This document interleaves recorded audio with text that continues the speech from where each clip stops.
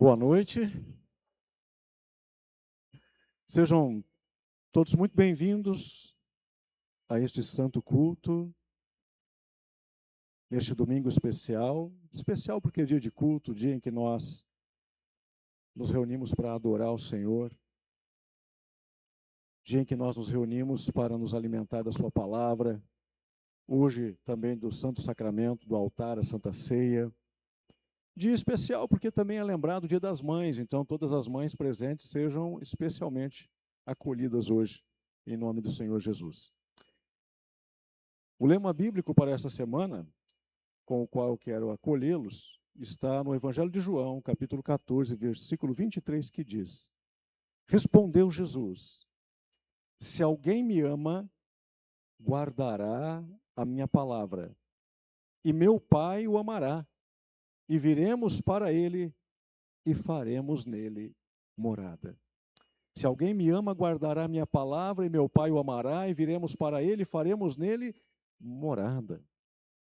Nós vivemos num mundo que valoriza muito o amor. Concordam? Talvez, né? Valoriza-se muito a palavra amor, o substantivo amor.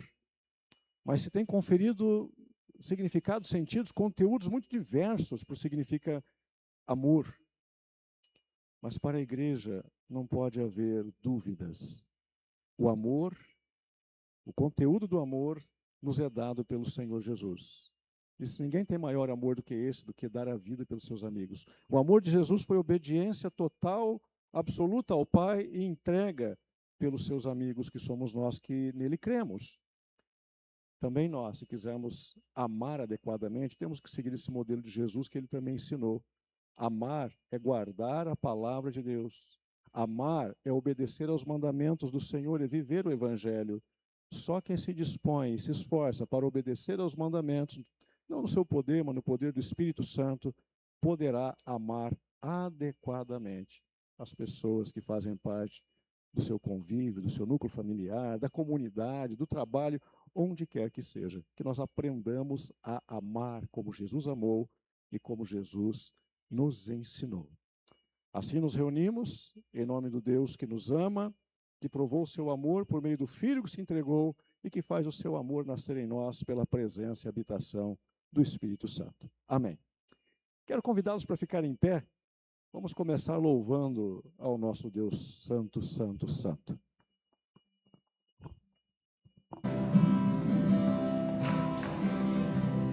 A plenitude dessa terra, todos que habitam nela são do Rei.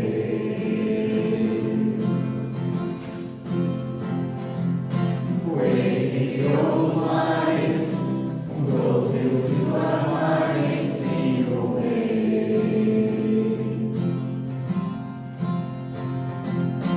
Quem terá a honra de subir a ele? E quem conhecerá sua morada? Aquele que renunciar, a fã do coração guardar, será parte da geração que face a face o verá. Abra-se a portais, o rei da glória vem aí.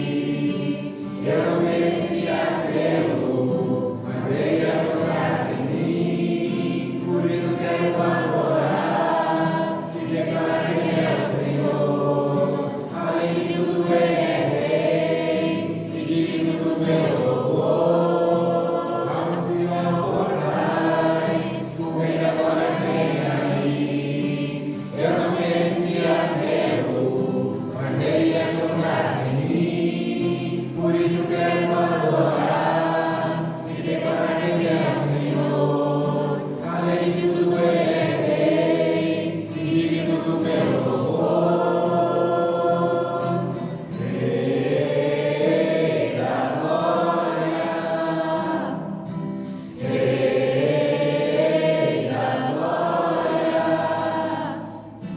forte, poderoso és, Senhor dos exércitos.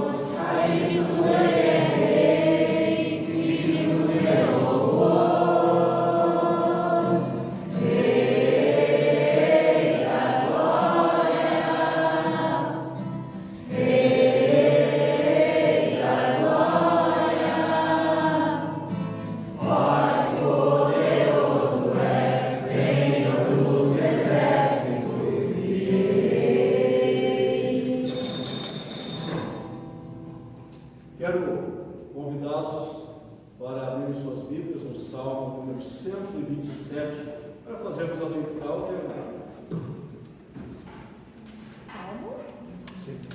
Salmo número 127. Eu leio o primeiro versículo, a comunidade o da sequência e assim por diante. Vamos alternando. Salmo 127.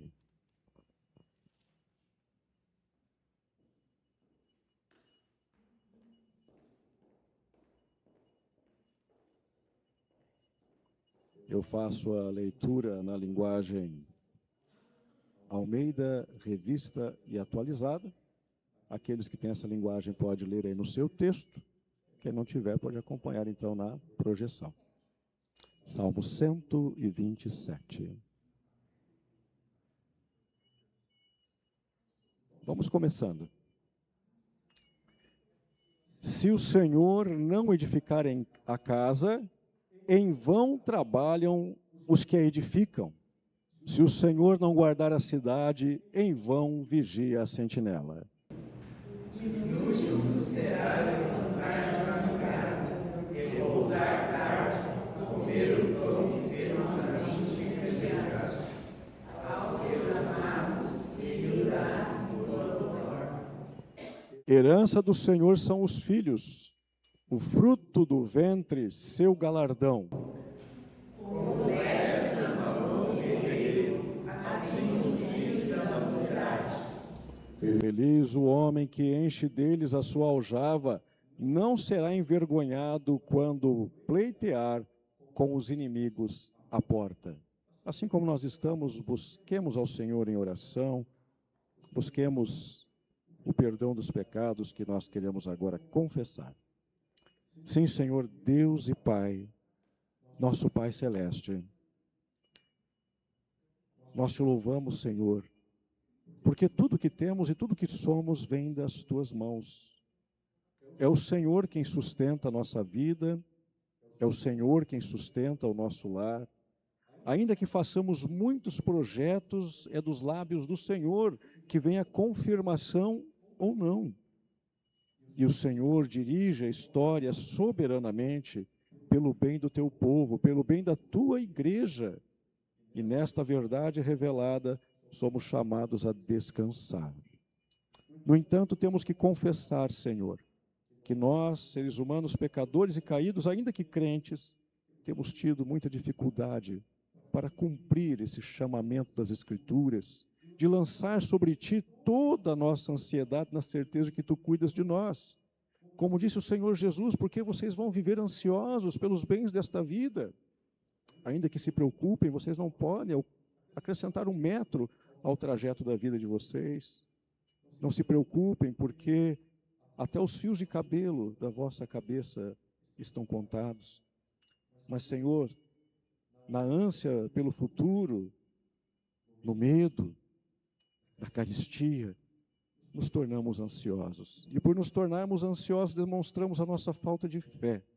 E por causa da falta de fé, muitas vezes, nos tornamos idólatras, porque colocamos a confiança nos bens de consumo, na honra, nos laços com pessoas influentes e poderosas. Tornamos essas coisas tão importantes e fazemos disso o alicerce da nossa vida. Nos perdoa por causa disso, Senhor. Perdoa a nossa idolatria. E por tua graça e misericórdia, pela ação do Espírito Santo, cria em nós um coração puro, um coração reto, e nos dá essa fé que confia em ti, que descansa em ti e que se santifica na tua palavra. Em nome de Jesus, amém. A promessa da Escritura é que se nós confessarmos o nosso pecado, Ele é fiel e justo para perdoar o pecado e purificar de toda a maldade. Crendo nesta promessa, vamos e não mais pequemos. Amém. Comunidade pode sentar. Louvamos a Deus pela sua graça e misericórdia.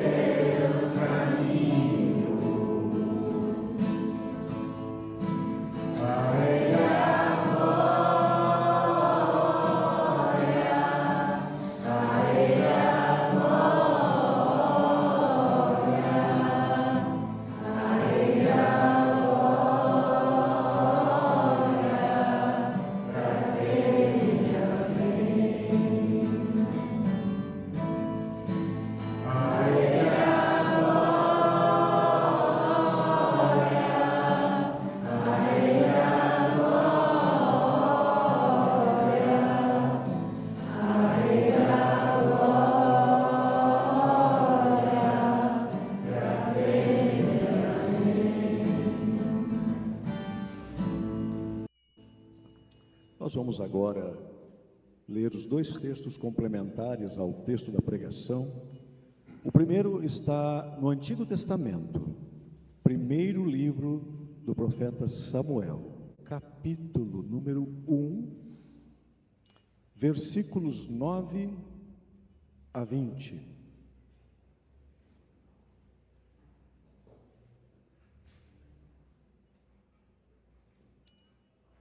Eu faço a leitura, a comunidade acompanha em silêncio. Diz assim: após terem comido e bebido em Siló, estando Eli o sacerdote assentado numa cadeira junto a um pilar do templo do Senhor, levantou-se Ana e com amargura de alma orou ao Senhor e chorou abundantemente. E fez um voto dizendo: Senhor dos exércitos, se benignamente atentares para a aflição da tua serva, e de mim te lembrares, da tua serva te não esqueceres, e lhe deres um filho varão, ao Senhor o darei por todos os dias da sua vida, e sobre a sua cabeça não passará navalha. Demorando-se ela no orar perante o Senhor, passou Eli a observar-lhe o movimento dos lábios. Porquanto Ana só no coração falava, seus lábios se moviam, porém não se lhe ouvia voz nenhuma. Por isso Eli a teve por embriagada e lhe disse: até quando estarás tu embriagada? Aparta de ti este vinho. Porém Ana respondeu: não, Senhor meu, eu sou mulher atribulada de espírito, não bebi nem vinho, nem bebida forte, porém venho derramando a minha alma perante o Senhor. Não tenhas, pois, a tua serva por filha de Belial, porque pelo excesso da minha ansiedade, da minha aflição, é que tenho falado até agora. Então lhe respondeu Eli: vai-te em paz, e o Deus de Israel te conceda a petição que lhe fizeste. E disse ela: acha a tua serva mercê diante de ti. Assim a mulher se foi, seu caminho, e comeu. E o seu semblante já não era triste. Levantaram-se de madrugada e adoraram perante o Senhor, e voltaram, e chegaram à sua casa a Ramá. Eucana coabitou com Ana, sua mulher, e lembrando-se dela ao Senhor, ela concebeu. E passado o devido tempo, teve um filho, a quem chamou Samuel, pois dizia: do Senhor o pedi. Agora nós vamos para o Novo Testamento, na segunda carta de Paulo a Timóteo. Segunda carta de Paulo a Timóteo, capítulo número 1. Nós vamos ler dos versículos 3 até 8. Vamos fazer de maneira compartilhada a leitura. Quem quiser participar com um versículo, fique em pé aí no seu lugar. Segunda carta de Paulo a Timóteo, capítulo número 1, vamos começar no versículo 3 e vamos até o 8.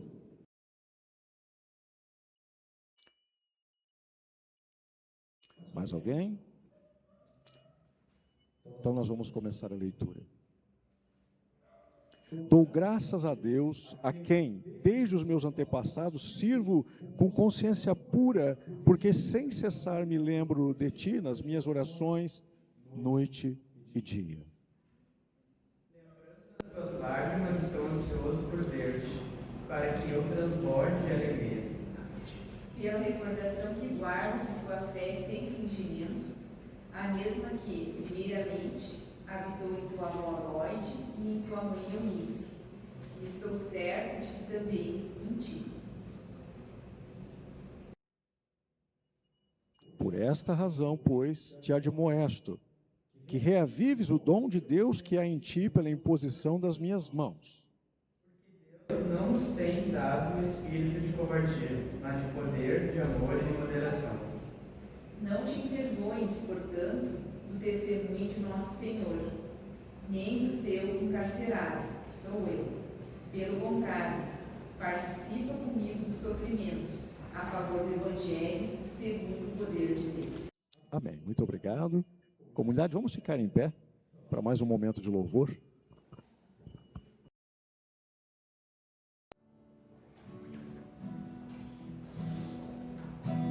Existe um rio, Senhor, que flui do teu grande amor.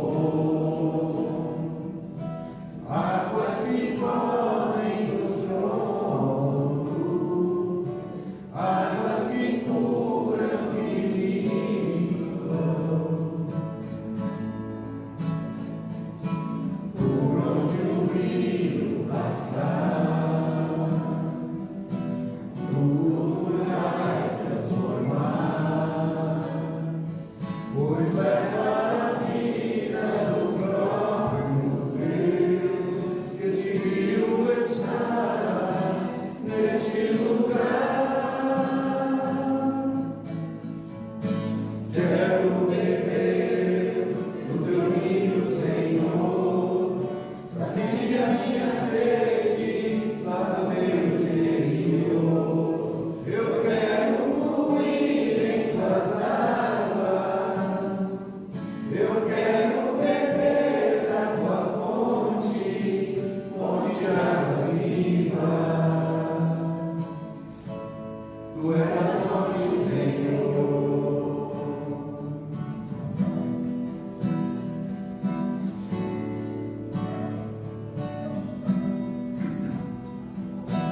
Existe um rio, Senhor, que flui do teu grande amor. Águas que correm do trono, águas que curam e limpam. Por onde o rio passar, tudo vai transformar, pois leva a vida do próprio Deus. Este rio está neste lugar. Quero beber do teu rio, Senhor. Sacia minha sede lá no meu interior. Eu quero fluir em tuas águas. Eu quero beber da tua fonte, fonte de águas vivas. Tu és a fonte, Senhor. Tu és o rio, Senhor.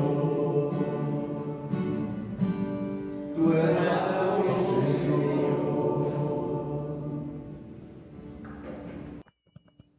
Quem puder permanecer em pé mais um instante para a leitura do texto da pregação, se encontra agora na primeira carta de Paulo a Timóteo, capítulo 2, versículos 8 a 15.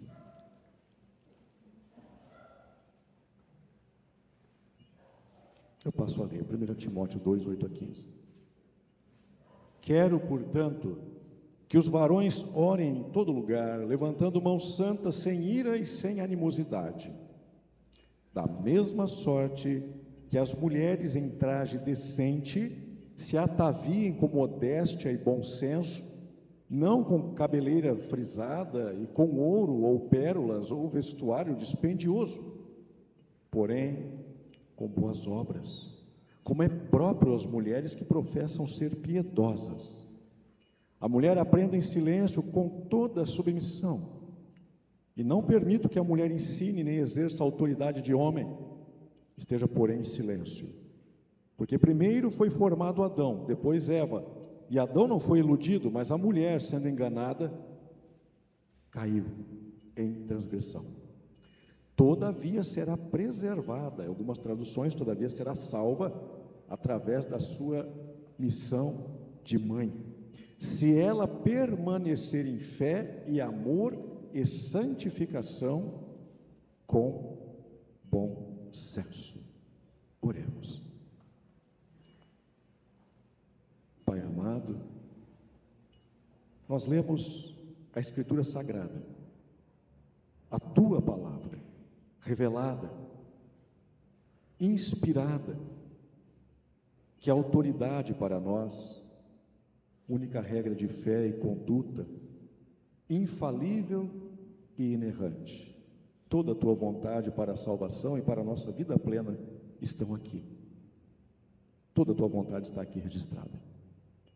Nós, Senhor, contudo, podemos ler, podemos estudar, mas sem a iluminação do Espírito Santo não podemos compreender o real sentido, o significado e as implicações da tua palavra para a nossa vida. Por isso pedimos, Senhor, que agora durante a pregação, por graça e misericórdia, tu nos ilumines a mente, o coração, especialmente a mim, a boca, para a pregação. Que somente teu querer e tua vontade sejam aqui expressos de maneira pura, conforme é o teu chamado, conforme é o teu querer para a tua igreja. Em nome de Jesus, amém. Por favor, a comunidade pode sentar.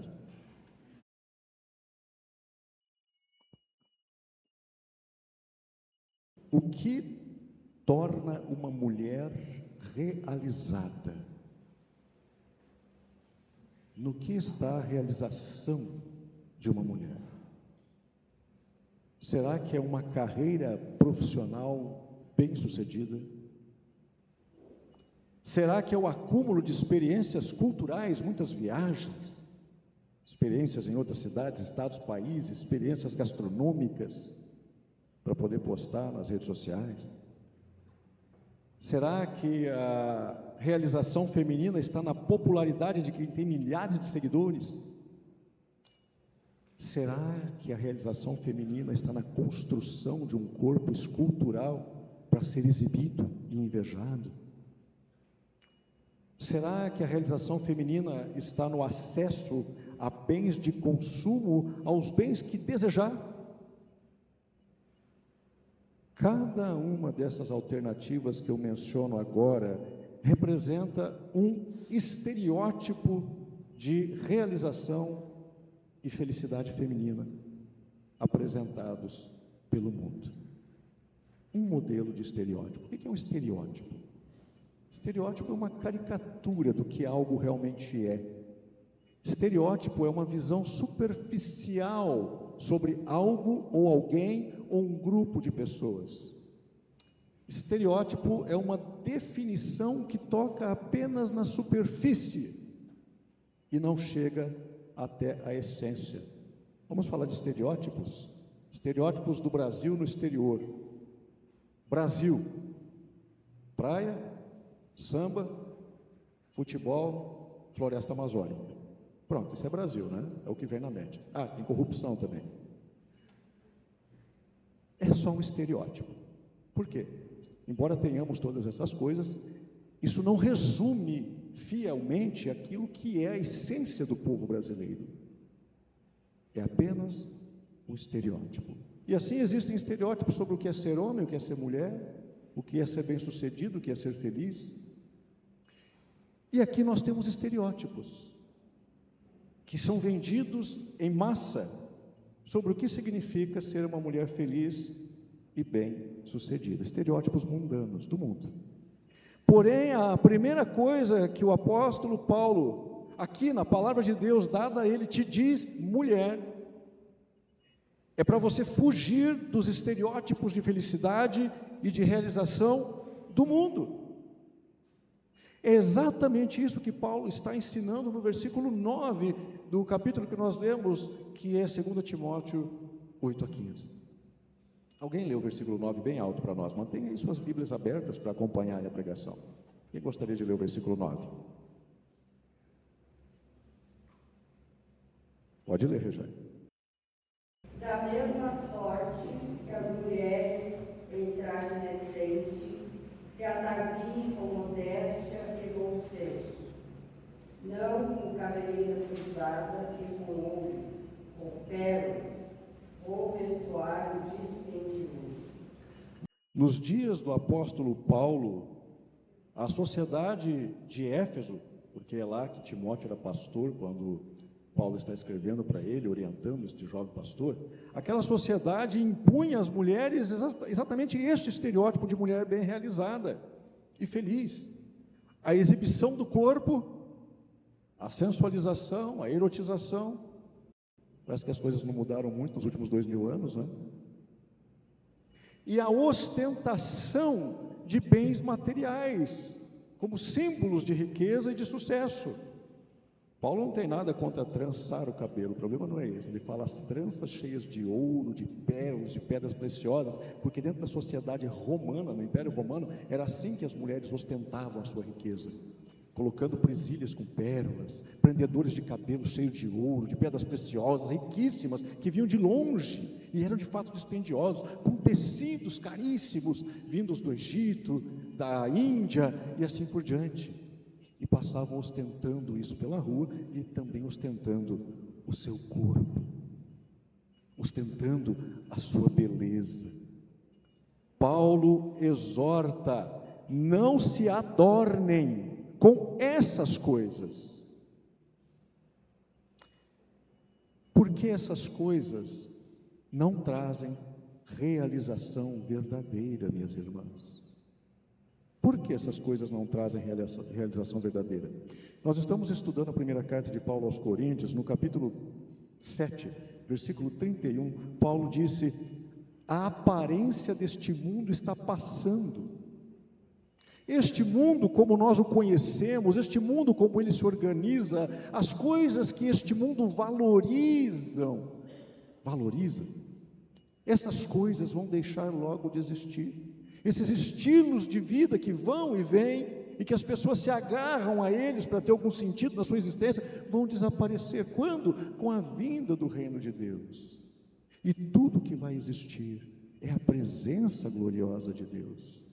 Portanto, não é nas coisas deste mundo, na ostentação destas coisas que o mundo valoriza, que existe verdadeira realização. Paulo diz: não se adornem com essas coisas. É interessante que na primeira carta de Pedro, capítulo 3, versículo 4, ele repete basicamente a mesma coisa. Alguém, por gentileza, leia para nós 1 Pedro 3, 4. Ao contrário, esteja no ser interior, que não perece, beleza demonstrada no espírito próximo e concluído, que é de grande valor para Deus. Lê o 3 também, Jaqueline, o 3 e o 4, por gentileza. A beleza de vocês não deve estar nos enfeites exteriores, como cabelos trançados e joias de ouro ou roupas finas. Ao contrário, esteja no ser interior, que não perece, beleza demonstrada num espírito próximo e tranquilo, o que é de grande valor para Deus. Paulo, assim como Pedro, estão falando em nome do Senhor Jesus. Não estão falando de si mesmos, como alguns querem propor, que eles estão falando a partir de uma cultura patriarcal, machista e opressora, e estão dando a opinião de homens. Eles falam exatamente a mesma coisa, porque falam inspirados pelo Espírito Santo, aquilo que é a vontade e a revelação de Deus. E o que eles estão dizendo é que o caminho da realização feminina é bem outro, é diferente, é o cuidado com a beleza interior, porque o interior não perece. Em outras palavras, porque a alma não morre, porque essa é eterna, e é essa beleza interior da alma que deve ser, sobretudo, cultivada. Ele não está dizendo que, seja mulher ou seja homem, nós temos que negligenciar a nossa aparência, negligenciar a nossa estética, negligenciar a nossa higiene, a nossa saúde. Não é para negligenciar nada disso. Mas o que Paulo está dizendo é que nosso coração não pode estar nas coisas passageiras deste mundo, que as coisas passageiras deste mundo não podem perfazer o sentido último da nossa vida, não podemos ter a nossa essência presa àquilo que vai passar. Nós temos que buscar aquilo que é eterno e que dura para sempre. Ali está a verdadeira beleza. Então, diferente da ostentação material ou da exibição sensual do corpo, os apóstolos mostram o caminho da modéstia. Vistam-se com toda modéstia. No lugar da submissão ansiosa aos padrões do mundo, no versículo 10, Paulo indica, aliás, no versículo 9 ainda, o caminho do bom senso. Tenham bom senso, tenham modéstia e tenham bom senso. E o versículo 10 vai nos explicar o que é o bom senso. O que é bom senso aqui? Bom senso é sinônimo de domínio próprio. Bom senso é a capacidade de resistir aos próprios desejos, aos próprios impulsos, à própria cobiça. Capacidade de vencer a ansiedade. Bom senso é a disposição para se submeter à vontade de Deus, ao desejo de Deus, aos planos de Deus para a sua vida. Essa mulher modesta e de bom senso se adorna com o quê? Versículo 10. Se adorna com boas obras. Esse é o enfeite que tanto homens como mulheres devem buscar. Mas hoje, por causa do ensejo da data, eu quero me dirigir especialmente às mulheres. Mas tudo que está sendo dito cabe aos homens também. Esse texto se dirige especialmente às mulheres. Que boas obras são essas? Em Efésios capítulo 2, versículo 10, Paulo disse que nós fomos criados por Deus para realizar boas obras.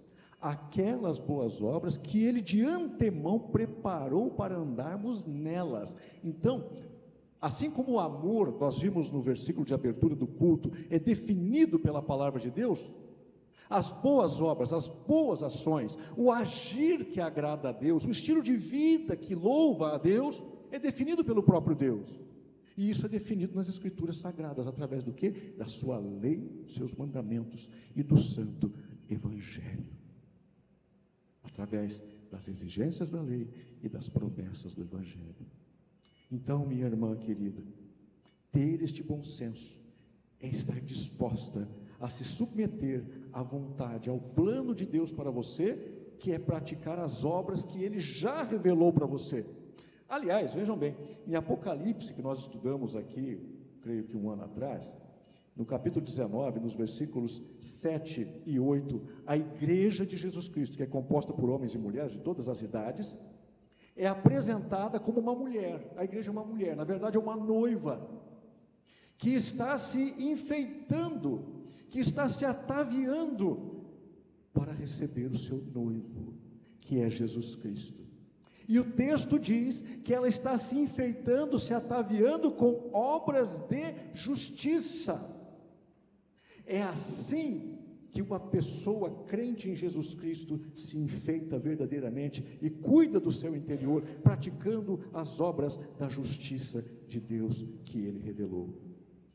A igreja é uma mulher alegre, feliz, realizada, porque está preparada para receber o seu noivo, que é Jesus, e ela sabe que está preparada, e sabe que a sua beleza vai agradá-lo, e sabe que Ele vai honrá-la pela sua beleza, porque a sua beleza está nas boas obras que Ele preparou, está na prática da justiça que Ele revelou, é obediência à sua palavra.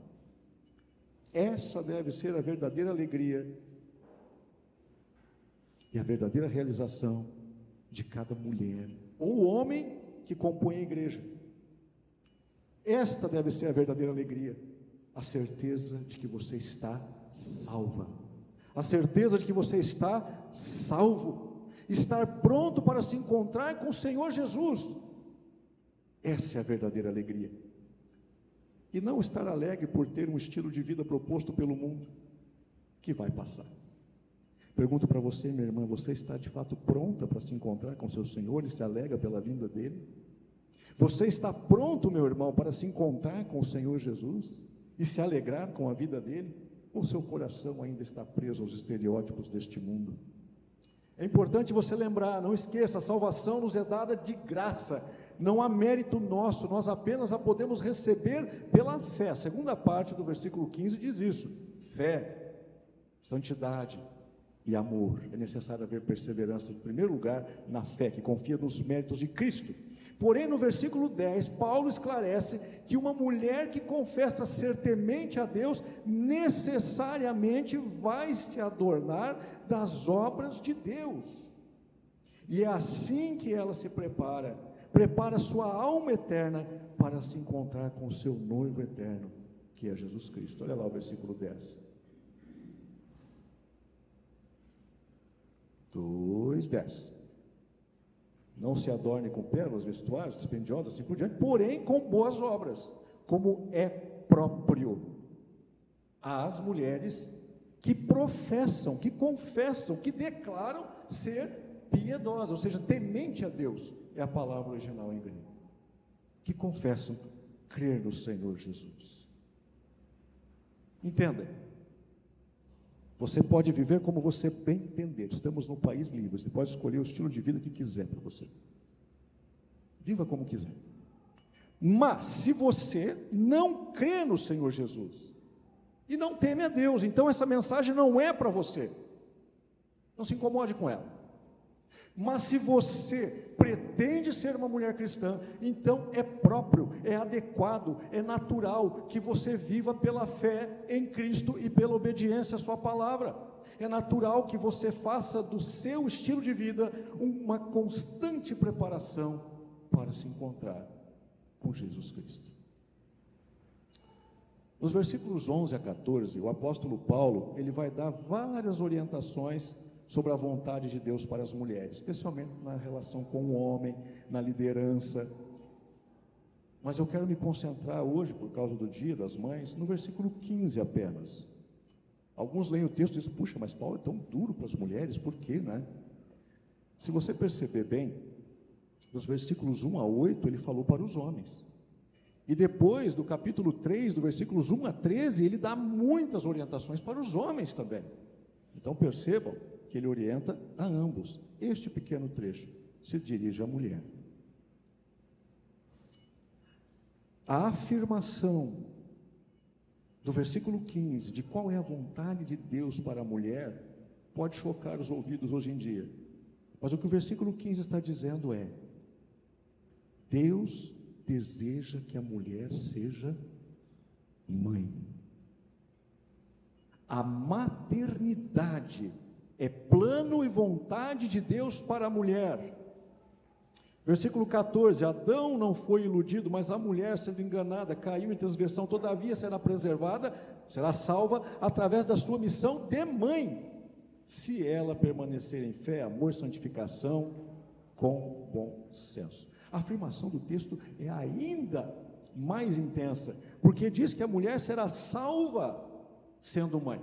Não se trata da salvação dos pecados, não se trata da salvação do inferno. Nós já vimos que isso é somente pela graça mediante a fé. Nesse contexto, os especialistas têm até dificuldade para traduzir a palavra salvação, literalmente salvação no grego. Mas quer dizer o quê? Que Deus vai preservar, vai cuidar. Eu vou dizer para vocês que eu concordo com aqueles que traduzem essa palavra por realização. A mulher vai ser realizada, a mulher vai ser feliz sendo mãe, dando à luz filhos. Porque ser mãe é antecipar um pouco da alegria da salvação no céu. Ser mãe é demonstrar a sua fé. Por que eu concordo com essa tradução? Porque dentro do contexto da carta a Timóteo, nós vamos ver que Paulo estava enfrentando falsos mestres em Éfeso, que proibiam o casamento. 1 Timóteo, capítulo 4, versículo 3, você pode verificar na tua Bíblia. Esses falsos mestres proibiam o casamento. Eles depreciavam a vida conjugal, e com isso depreciavam a geração de filhos, como se fosse algo pecaminoso deste mundo, é carnal, é menos santo. Então é mais garantido que uma mulher vai ser salva se ela se mantiver casta, não casar e não tiver filhos. Inclusive no segundo século surgiu uma seita chamada gnosticismo, e um ramo do gnosticismo dizia que não se deveria ter filhos, os cristãos, para não alimentar este mundo com novos pecadores. Então, não alimentando este mundo com novos pecadores, este mundo acabaria e Jesus voltaria. Nós vemos Paulo tratando deste tema também na primeira carta aos Coríntios, onde havia um grupo que queria ensinar para a igreja, estava ensinando que o casamento era mau, e que a vida de celibatário era mais santa. Paulo vai corrigir esta perspectiva quando ele diz, não, a mulher será salva gerando filhos. Ele não está dizendo que a geração de filhos é o meio pelo qual ela será salva, mas que mesmo tendo filhos, ela será salva. Ter filhos não é uma missão menor, não é menos espiritual, não é algo carnal e mundano, mas faz parte do plano de Deus, porque Deus criou a mulher para gerar a vida. A mulher piedosa, que tem fé e amor, pode desfrutar a alegria da salvação sendo mãe. É isso que Paulo está dizendo para aqueles falsos mestres. Não precisa abandonar o casamento, não deve abandonar a missão de mãe. Se nós trouxermos isso para os nossos dias, para esta pressão que as mulheres sofrem, para corresponder a algum daqueles estereótipos de felicidade, nós podemos dizer: a mulher não deve rejeitar o dom natural que Deus lhe deu de ser mãe, em nome de uma suposta alegria maior ou superior em qualquer uma dessas coisas. Minhas irmãs, a maternidade é um dos mais belos dons de Deus. É claro, depois que o mundo entrou no pecado, sabemos, existem também dificuldades, empecilhos para a geração de filhos, às vezes biológicos, físicos, situações de guerra, enfim, existem muitas situações que acabam impedindo que alguém tenha filhos. Mas dentro do geral, dentro da regra estabelecida, dentro do curso natural da vida, a mulher cristã e piedosa vai desejar ter filhos, porque ela vai entender que ter filhos é um ato de fé, porque ela confia no Senhor. Ter filhos é uma antecipação da alegria da salvação, como nós vamos ver. É um dos melhores dons que Deus deu, mas é também uma das instituições divinas mais atacadas em nossa sociedade. As mulheres sofrem pressão constante para corresponder a um daqueles estereótipos que eu mencionei no início. E ter filhos é visto como impedimento para a realização pessoal da mulher. A maternidade é vista como um obstáculo. E sabe qual é o resultado disso? Eu fiz uma pesquisa rápida. Se nós compararmos, eu já falei disso aqui uma vez, mas vale a pena repetir. A taxa de natalidade no Brasil de 1950 a 2022 é surpreendente. A taxa de natalidade no Brasil caiu nada mais, nada menos do que 75%. Gente, 75%. Taxa de natalidade é o número de filhos por mulher. Na década de 50, cada mulher tinha, em média, 6 filhos. Em média. Em 2022, vocês sabem qual é a média necessária para manter a reposição populacional, para não diminuir e não crescer, só para manter a população e a cultura? Quantos filhos por mulher? 2,2 ou 3, uma coisa assim. 2,7, André? 2,7, né? Então, nós tínhamos 6 filhos por mulher na década de 50. 2022, no Brasil, essa taxa caiu para 1,55 filho por mulher. O que significa que o Brasil não tem mais uma taxa de natalidade necessária para repor a própria população. E no Rio Grande do Sul, isso é ainda mais intenso. A queda foi de 76%, com 1,44 filho por mulher. A pressão por correr atrás da realização pessoal, para a qual os filhos seriam um obstáculo. Paradoxalmente, olha o que aconteceu. É verdade que de 1950 para cá as mulheres conquistaram mais direitos, isso é bom, mais educação, isso é bom, mais renda, isso é bom, mas ao mesmo tempo as mulheres não estão mais felizes. Existe um fenômeno chamado declínio da felicidade feminina. A mulher de hoje é mais infeliz do que a mulher de 1950. Apesar de todas as conquistas objetivas, subjetivamente no seu interior, as mulheres estão mais infelizes. Como eu disse há pouco, cada um é livre para viver como desejarem. Mas a mulher crente entendeu pelo poder do Espírito Santo que Deus lhe deu um dom e uma missão, ser mãe. Por isso, uma mulher piedosa deseja a maternidade. Essa mulher compreendeu que nenhuma outra conquista pode proporcionar um antigozo da alegria da salvação, como pode o dom da maternidade que Deus designou para ela. Tendo ou não acesso aos bens desta vida, a mulher cristã, piedosa, deve ser modesta. Beleza, sim, com modéstia. Tem acesso a boas roupas? Ok. com modéstia. Tem acesso a joias? Ok, com modéstia. E bom senso. E esta mulher encontra na plena realização da vontade de Deus a sua felicidade, inclusive em gerar filhos. Não apenas gerar filhos para o mundo, não gerar filhos para a vida, como diz o ditado, os filhos não são para nós, os filhos são para o mundo. Não, os filhos não são para nós mesmos, mas também não são para o mundo. Os filhos são de Deus e para Deus.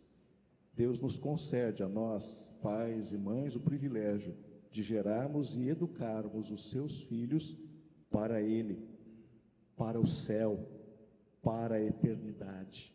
O antegozo da salvação, minha irmã, é experimentado principalmente quando você é uma mãe como Eunice e como Loide. Duas mulheres piedosas. Primeiro, Loide passou a sua fé verdadeira para sua filha Eunice. Eunice passou a sua fé verdadeira para o seu filho Timóteo.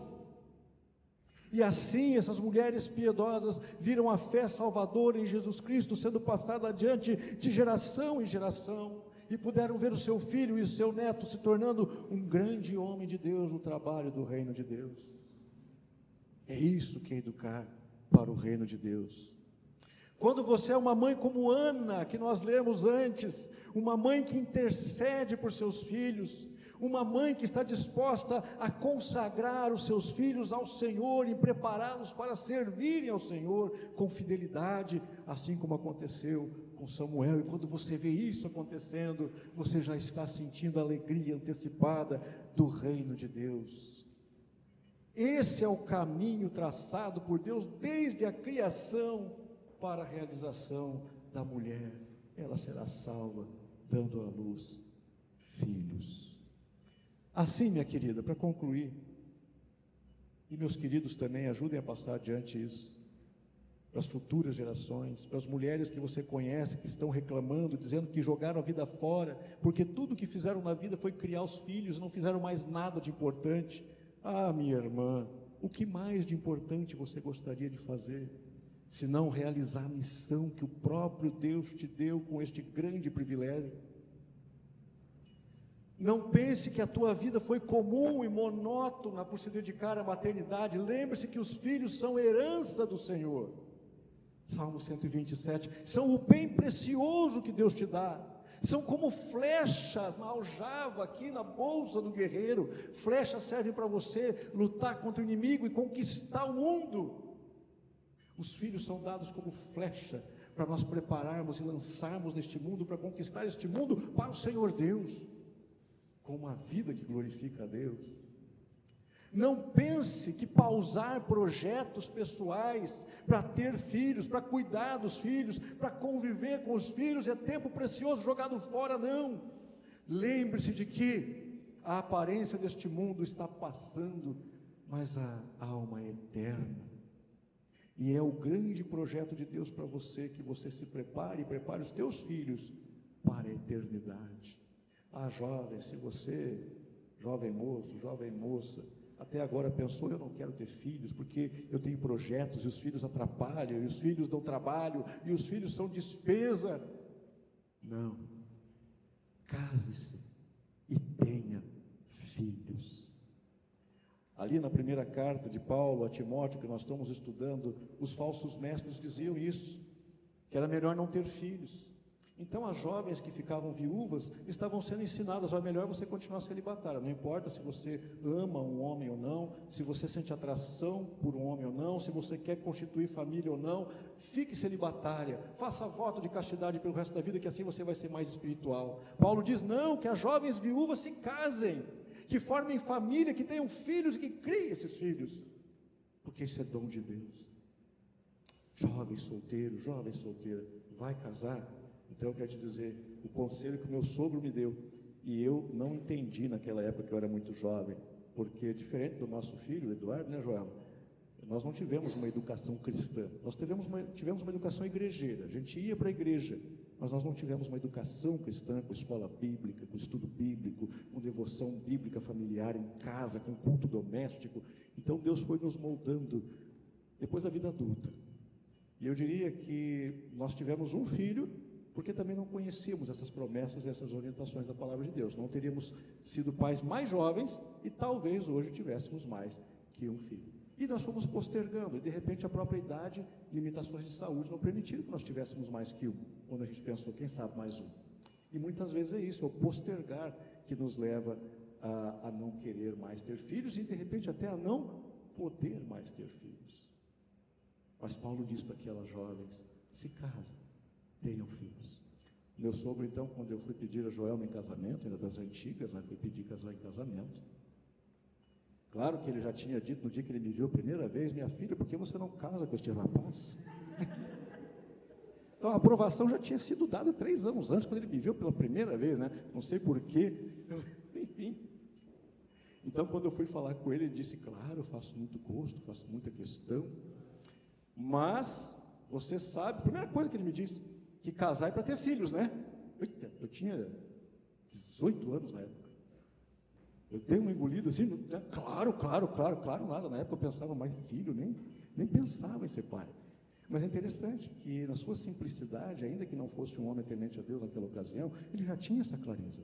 O casamento não é apenas para satisfação de um ou do outro, de um no outro, mas é para formar uma família, é para ter filhos. Ele já tinha clareza, pelo menos intuitivamente, de que é para isso que Deus instituiu o casamento, para gerar os filhos dele, para educar os filhos dele na fé. E Deus, pela sua graça e misericórdia, foi assim nos conduzindo, e tenho certeza que assim tem conduzido e vai conduzir a vida de vocês. Não tenham medo, tenham filhos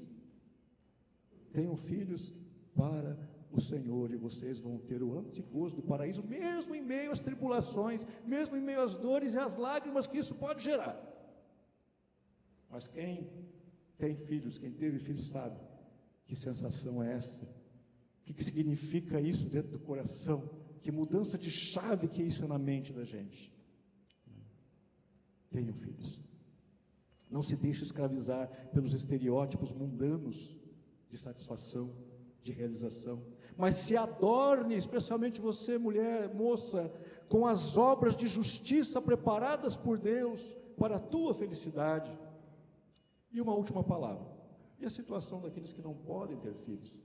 Eu já disse antes, dentro deste mundo caído existem muitas dificuldades. Talvez tenha pessoa que realmente não tem o dom para se casar, Paulo fala disso no capítulo 7 de Coríntios. Alguns foram de fato, Jesus falou disso, abençoados por Deus, presenteados por Deus com o dom do casamento, outros com o dom do celibato, de viver de maneira casta, sem formar família pelo resto da vida. Alguns têm limitação física. Se esse é o teu caso, não se desespere, não pense que a tua vida é incompleta ou vai ser infeliz por causa disso. Sirva a Deus da melhor maneira possível, com o dom e com o estado que Deus te deu. Você pode ser mãe na fé de muitas pessoas por meio do seu testemunho. Você pode ser uma Ana espiritualmente para tantas pessoas por quem você vai interceder. Você pode ser como Eunice e Loide, passando a palavra de Deus para pessoas que você não gerou biologicamente, mas que Deus coloca na tua vida. Então se alegre com o dom que Deus te der no estado em que você se encontrar. Que assim seja na nossa vida, especialmente a vocês, mães, neste dia em que vocês são especialmente lembradas. Amém. Vamos ficar em pé? E vamos juntos confessar a fé no Deus maravilhoso, que nos abençoa com as suas dádivas. Ele que é Pai, Filho e Espírito Santo. Façamos isso com as palavras do Credo Apostólico, dizendo: creio em Deus Pai Todo-Poderoso, Criador do céu e da terra, e em Jesus Cristo, seu Filho unigênito, nosso Senhor, o qual foi concebido pelo Espírito Santo, nasceu da Virgem Maria, padeceu sob o poder de Pôncio Pilatos, foi crucificado, morto e sepultado, desceu ao mundo dos mortos, ressuscitou no terceiro dia, subiu aos céus e está sentado à direita de Deus Pai Todo-Poderoso, de onde virá para julgar os vivos e os mortos. Creio no Espírito Santo, na Santa Igreja Cristã, a comunhão dos santos, na remissão dos pecados, na ressurreição do corpo e na vida eterna. Amém. A comunidade pode sentar. nós vamos cantar mais um hino de louvor, e durante este cântico podemos servir a mesa da Santa Ceia e também recolher as ofertas. A oferta de hoje é nacional e é dirigida à Casa Matriz de Diaconisas. Então, se você deseja ofertar para a comunidade, você sabe, pode usar o envelope ou pode usar também o QR Code. Cantemos e ofertemos.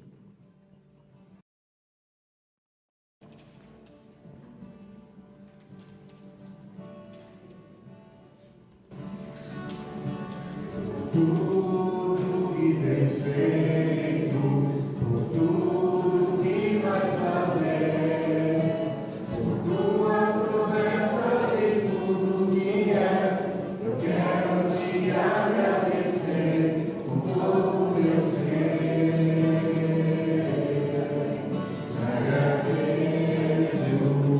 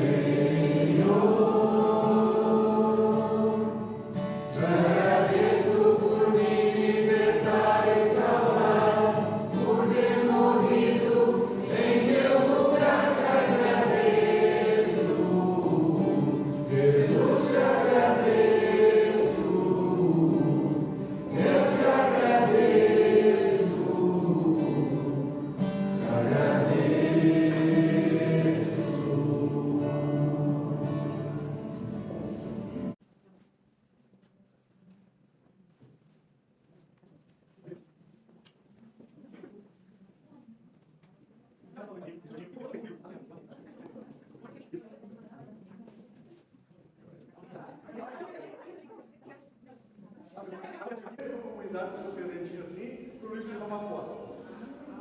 Venham aqui, pode subir, pode subir. Isso, vamos ficar de frente para lá. Juntem aqui.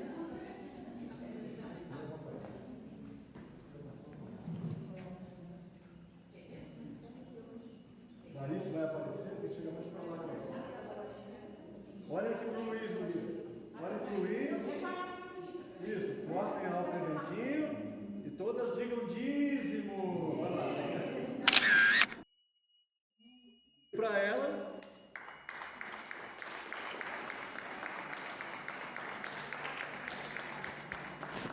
Podem voltar para o lugar para vocês.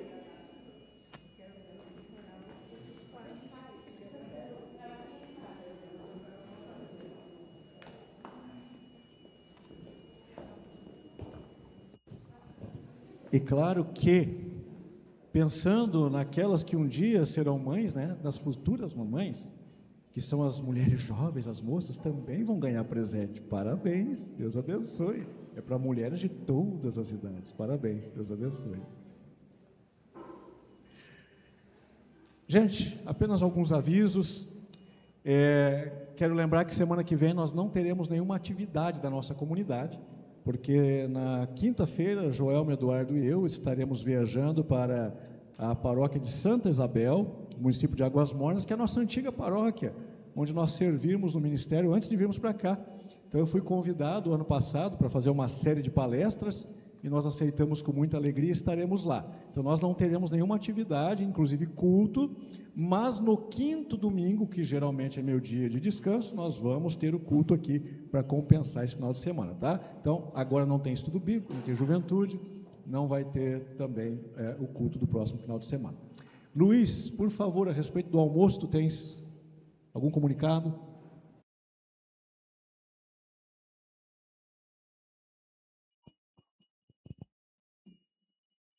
É a Mariléia que vai dar os avisos. Boa noite, para quem eu não tenho. Bom, acho que está todo mundo já sabendo que dia 7 de junho nós teremos um almoço aqui na comunidade, que será uma feijoada com acompanhamentos, né? Que a dona Sildene me passou, que é a nossa chefe de cozinha, tá?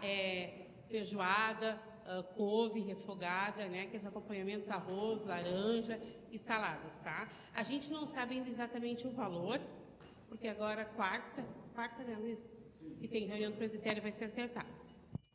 Então tá aí o convite, pessoal, dia 23 às 19h30 no sábado, CristoCast. É um trocadilho com podcast, né? Vamos falar a respeito de Cristo. Então o pastor Edwin vem lá de Pelotas, especialmente para falar sobre o tema amizades. O que a Escritura nos fala sobre amizades? Como é que nós podemos cultivar, identificar boas amizades dentro e fora da igreja? Qual é o limite das amizades de uma pessoa cristã em relação, por exemplo, a alguém que se diz cristão, mas não age como tal? Ou com alguém que não é cristão, ou com alguém que não professa religião nenhuma? Podemos ter amizade? Não podemos? Quais são os limites? Não é um tema só para os jovens, é um tema que os jovens escolheram, mas ele é pertinente a todos nós, pessoas de qualquer idade. Então, venham participar, convidem, né, seus familiares, amigos, vizinhos, e vamos encher aqui o salão da comunidade. Não vai ser uma palestra, vai ser um bate-papo. Ele vai estar sentado ali no meio da roda e vocês podem perguntar à vontade, e nós vamos colocar ele na saia justa, né, que ele vai ter que responder na hora. Então, mas é uma pessoa muito bem preparada e capacitada para isso. Vamos participar.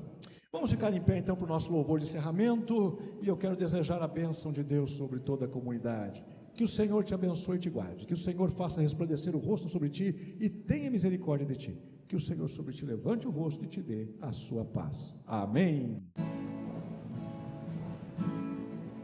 Os fiéis